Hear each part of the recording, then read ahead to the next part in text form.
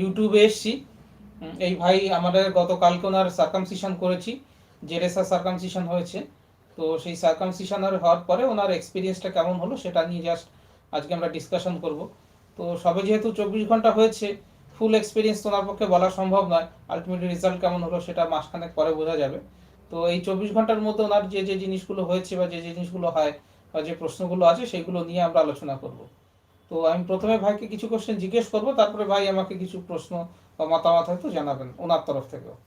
তো প্রথমে যেটা জিজ্ঞেস করছি যে আপনার কি অসুবিধা হতো ভাই, মানে কেন করালেন সার্জারিটা? অসুবিধা বলতে আমার পেনিসের চামড়াটা পিছনের দিকে গেলেও একটা রিং ফর্মেশন হয়ে যেত। ইরেকশন হলে? ইরেকশন হলে একটা রিং আচ্ছা ফর্মেশন হয়ে যেত এবং আচ্ছা। মুভমেন্টটা ইজি হতো না। ইজি হতো না, আচ্ছা। হ্যাঁ, মাঝে মধ্যেই লালচে ভাব এসে যেত হুম হুম এ করলে, একটু বেশি এ করলে। হুম হুম। যার কারণে আমি আপনার ভিডিও দেখে আপনার সঙ্গে আর যোগাযোগ টাইট করি। ফেনুলামের ব্যাপারটা? হ্যাঁ, ফ্রেনুলামটা টাইট ছিল বলে হ্যাঁ হ্যাঁ। পিছনের দিকে পুরোপুরি স্কিনটা ইজিলি যেত না। আচ্ছা। মানে একটুখানি গিয়েই পিছনটা গিয়ে আটকে যেত আটকে যেত, আচ্ছা। ইরেকশনে। তো এই সমস্যাটা খুবই হতো আমার। আচ্ছা, এই সমস্যাটা কত বছর ধরে আপনার ছিল? এই সমস্যাটা আমার প্রায় 20-22 বছর তো পরে এটা ওপেন হয়েছে। মানে আচ্ছা। আমার যখন 20 ইয়ার্স এজ তখন গিয়ে ওই স্কিনটা ওপেন হয়। হুম। তার আগে পর্যন্ত পুরোপুরি স্কিনটা ক্লোজ ছিল। আচ্ছা। তো ওপেন হওয়ার পর 3-4 বছরই এই প্রবলেমটা ছিল, দেন আচ্ছা, আমি অপারেশনের করিয়ে ডিসিশন নিই। করিয়ে দিলেন, হ্যাঁ।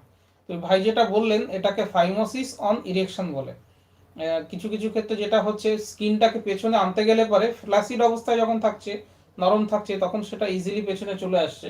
কিন্তু যখন ইরেক্টেড হচ্ছে তখন পেছনে আসছে কিন্তু একটা রিং মতো ফর্মেশন হচ্ছে, এটা একটা সমস্যা ছিল না। হ্যাঁ। আর একটা হচ্ছে দেখবেন প্রেপুসাল স্কিন নিচের দিকটাতে জোড়া ছিল, ফলে স্কিনটা যখন নিচের দিকে নামানো হচ্ছে মাথাটা এরকম বেঁকে যায়। হ্যাঁ, গ্ল্যান্স পেনিসের হেডটা বেঁকে যাচ্ছে। তো এটার কারণ হচ্ছে ফ্রেনুলাম টাইটনেস। তো ওনার দুটো সমস্যা ছিল, একটা টাইট ফ্রেনুলাম ছিল আর একটা হচ্ছে ফাইমোসিস অন ইরেকশন। তো আমরা তো আজকে ইন্টারভিউর মাধ্যমে কথা বলছি, ছবি দেখাতে পারছি না। তো ফাইমোসিস অন ইরেকশন নিয়ে আমার অনেক ভিডিও রয়েছে, সেগুলো সার্জারিও দেখানো হয়েছে, সেগুলো আপনারা দেখবেন, তাহলে বুঝতে পারবেন আমরা কি কোন সমস্যাটার কথা বলছি। ফাইমোসিস অন ইরেকশন আর টাইট ফ্রেনুলাম নিয়ে আমার ভিডিও রয়েছে, দুটোর কম্বিনেশনের ভিডিও রয়েছে, সেগুলো নিলে পরে জিনিসটা বুঝতে পারবেন যে আমরা এক্স্যাক্টলি কোন সমস্যাটা নিয়ে কথা বলছি। তো এবারে এই সার্জারিটা তো আমরা করলাম, জেরেসা সার্কামসিশন করেছি। তো সার্কামসিশন দিনের অভিজ্ঞতা একটুখানি জেনে নিই। আমরা যে সার্কামসিশন সার্জারিটা করি, আমি যেটা করি সেটাকে লোকাল অ্যানাস্থেসিয়াতে করা হয়। প্রথমে আমরা একটা অয়েনমেন্ট মাখিয়ে দিই, একটা নাম্বিং ক্রিম বা অবশ করে দেওয়ার অয়েনমেন্ট মাখিয়ে দেওয়া হয় আধা ঘন্টা আগে। তাহলে চামড়াটা প্রায় 95%ই অবশ হয়ে যায়। তারপরে ছোট্ট আমরা ইনসুলিন সিরিঞ্জ দিয়ে যদি দরকার পড়ে পেনিসের গোড়াতে আমরা অ্যানাস্থেসিয়া দিয়ে দিই, ফলে পেনিসটা পুরো আরো ঘন্টা দেড়েক অবশ থাকে। তো এই অ্যানাস্থেসিয়ার প্রক্রিয়াটা সম্বন্ধে আপনার অভিজ্ঞতা কি, মানে কতটা ব্যথা লাগলো বা অ্যানাস্থেসিয়াটা ভারী ভারী লাগছিল, আপনার জাস্ট অভিজ্ঞতা? অ্যানাস্থেসিয়াটা কারণ যখন সবারই ভয় লাগে যে এটা ওটা নরম জায়গা, সেনসিটিভ জায়গা, কতটা ব্যথা হবে, এটা একটা প্রত্যেকেরই কনসার্ন, নিশ্চয়ই আপনারও ছিল। হ্যাঁ, আমি একটু টেনশনে ছিলাম ওটা নিয়ে, কিন্তু অ্যানাস্থেটিক জেলটা আপনারা দিয়ে দিয়েছিলেন, তাতেই ওই জায়গাটা অনেকটা অবশ হয়ে গিয়েছিল। আচ্ছা। তারপর আপনি তো একদম সরু সিরিঞ্জে হ্যাঁ হ্যাঁ দিয়ে হ্যাঁ। ইনজেকশন করেছিলেন অ্যানাস্থেসিয়া, যার কারণে ওইটুকুন সময় জাস্ট একটা পিঁপড়ে কামড়ানো এইটুকুন আচ্ছা বুঝতে পেরেছি। আচ্ছা। তারপর পুরো অপারেশনটা আপনার সাথে গল্প করতে আচ্ছা, করতে কখন হয়ে গেল আমি বুঝতেও বুঝতে পারিনি। পারবেন, হ্যাঁ। তো এটা একটা সুবিধে, আমরা পেনাইল ব্লক অ্যানাস্থেসিয়াতে করি, তার আগে আধা ঘন্টা আগে অয়েনমেন্ট মাখিয়ে দেওয়া হয়।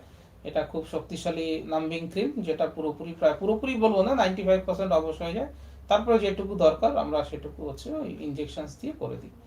আর সার্জারির পরে আপনার জায়গাটা সেন্স কতক্ষণে ফিরে এসেছিল? মোটামুটি আধ ঘন্টা থেকে 1 ঘন্টার পর আস্তে আস্তে বুঝতে আস্তে আস্তে পারছিলাম যে বুঝতে পারছিলেন? মানে হালকা একটু টনটন করছিল, হুম কিন্তু হুম। সেটাও আস্তে আস্তে কমে গেছে। কমে গেছে। রাত্রির পর থেকে আর কোনো পেইন তো আপনাকে তো বিকেলে ছুটি করে দিলাম, হ্যাঁ। বাড়িতে গিয়ে কোনো অসুবিধে? না, কোনো অসুবিধা হয়নি। পেচ্ছাপ করতে কোনো অসুবিধে? না না না, কোনো কোনো সমস্যা নেই। অসুবিধা হয়নি। সকালবেলা মর্নিং ইরেকশন হলে পরে আমাদের ড্রেসিংটা একটু টাইট থাকে। হ্যাঁ। মর্নিং ইরেকশন হলে একটু অস্বস্তি মতো হয়, অনেকে ধারণা করে ব্যথা করবে কিনা, ব্লিডিং হবে কিনা। না, একটুখানি ব্লিডিং বা অস্বস্তি ব্যথা হয়েছিল। কিছু হয়নি, হালকা একটু অস্বস্তি হয়। অস্বস্তি হয়েছিল। মানে ঘুমটা ভেঙে যায়, তারপর নরমাল হয়ে যায়। অ্যাকচুয়ালি কি আমরা ফার্স্ট ড্রেসিংটা টাইট করে দিই, নইলে খুলে যায়, এবং আমরা চাই প্রথম দিনের ড্রেসিংটা থাকুক, নইলে হেমাটোমা ব্লিডিং হওয়ার চান্সেস থাকে, সেই জন্য ফার্স্ট ড্রেসিংটা একটু টাইট দেওয়া থাকে। তারপর তো এখন খুলে আমরা নর্মাল ড্রেসিং আপনাকে করে হ্যাঁ দিয়েছি। হ্যাঁ হ্যাঁ। এরপরে বাড়িতে যাচ্ছেন, বাড়িতে গিয়ে রেগুলার স্নান করবেন, ওই জায়গাটা সাবান জলের ফোম দিয়ে পরিষ্কার করবেন, পরিষ্কার করে অয়েনমেন্ট লাগিয়ে হালকা ড্রেসিং। আচ্ছা এই ড্রেসিংটা 10 দিন রাখতে হবে। আচ্ছা। 10 দিনের পর থেকে সম্পূর্ণ খোলা রাখবেন। আপনার সিলিকনের যে রিংটা রয়েছে সেটা 2 থেকে 3 সপ্তাহের মধ্যে আপনি ঘষা বা ফ্রিকশন পড়ে যাবে। আচ্ছা আচ্ছা। আর হচ্ছে কিছুদিন গ্ল্যান্স পিসটা যেহেতু এখন খোলা থাকবে, জামা কাপড়ে ঘষা লাগলে একটু শিরশির শিরশির করতে পারে, এটাকে হাইপার সেন্সিটিভিটি বলে। তো ওটা মোটামুটি 4 to 6 উইকসের মধ্যে গ্র্যাজুয়ালি নর্মালাইজড হয়ে যাবে। আচ্ছা আচ্ছা, ঠিক আছে। আর হচ্ছে মাস্টারবেশন বা অ্যাক্টিভিটি গুলো সেটা 4 থেকে 6 সপ্তাহ পরে করা যায় আর কি। ঠিক আছে।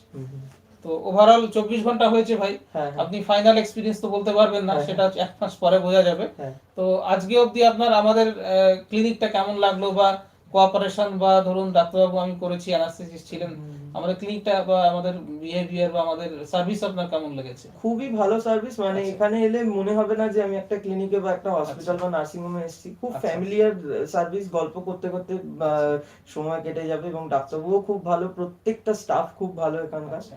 খুবই ভালোভাবে সময় কেটে যাবে। ঠিক আছে ভাই, একটা প্রবলেম ছিল ছেলেদের, খুব কমন প্রবলেম এটা, এবং মুশকিল হচ্ছে এটা অনেকের ক্ষেত্রেই বন্ধু বান্ধব বা বাড়ির লোকের সঙ্গে শেয়ার করা যায় না। এটা একটা পার্সোনাল বা প্রাইভেট প্রবলেম। আমি রেগুলারলি ফাইমোসিস সার্জারি করি।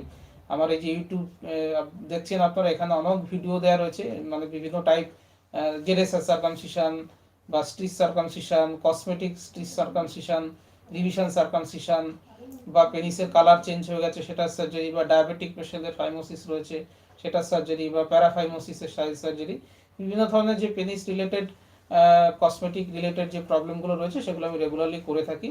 আপনারা ভিডিওগুলো দেখুন, দেখবেন আপনার টাইপের সমস্যারও সমাধান সেখানে দেওয়া রয়েছে, বা সেই রিলেটেড ভিডিও দেওয়া রয়েছে। আর যদি আমার সঙ্গে যোগাযোগ করতে চান, আমার হোয়াটসঅ্যাপ নম্বর পেয়ে যাবেন এই ইউটিউব চ্যানেল থেকে, হোয়াটসঅ্যাপ করতে পারেন। আমি আপনাদের সমস্যাটা দেখে কি করতে হবে, কত খরচ হবে, সমস্ত কিছু গাইড করে দেবো।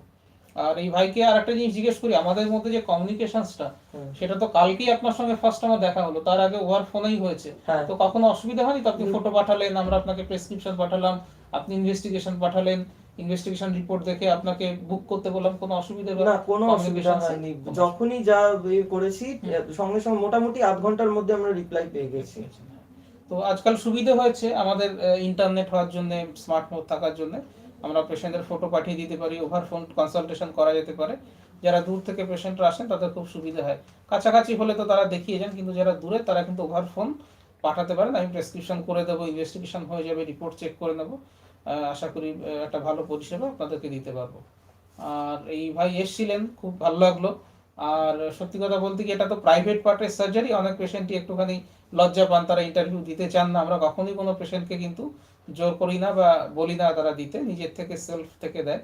এই ভাই বললেন যে উনি ওনার এক্সপিরিয়েন্সটা শেয়ার করবেন, কারণ হচ্ছে উনি যেমন কারোরটা দেখে এসছেন, ওনার এক্সপিরিয়েন্সটাও পেশেন্টের মুখ থেকে শুনলে পরে আপনাদেরকে অনেক ভরসা পাবেন বা অনেকটা সাহস পাবেন, তাই তো? কারণ অনেকেই এই জিনিসগুলোকে শেয়ার করে না বা অপারেশনের ভয় পায়, কিন্তু অ্যাকচুয়ালি এগুলো প্রবলেম হওয়ার আগে করে নেওয়া অনেক ভালো, এবং খুব সিম্পল প্রসিডিওর এটা। ঠিক আছে, ভাইয়ের তাড়াতাড়ি সুস্থ হয়ে উঠুক। টোটালি মোটামুটি 4 উইকস লেগে যায় একদম ফুল ফিটনেস বা সেক্সুয়াল অ্যাক্টিভিটি করার মতো, ইন্টারকোর্স করার মতো অ্যাক্টিভিটিতে যেতে ওই টাইমটা লাগে। আর ওষুধ 5 দিন খাবেন, 5 দিনের বেশি খেতে হয় না। আর ইনি ইস্যুস আমাদের সঙ্গে সঙ্গে যোগাযোগ করবেন, ঠিক আছে? তো যারা ভিডিওটা দেখলেন তারা আমার অন্যান্য ভিডিওগুলো দেখবেন, ভালো লাগবে। আর এই ভাইকে ইন্টারভিউটা দেওয়ার জন্য ধন্যবাদ। আপনি সুস্থ হয়ে উঠুন। Thank you Ratu.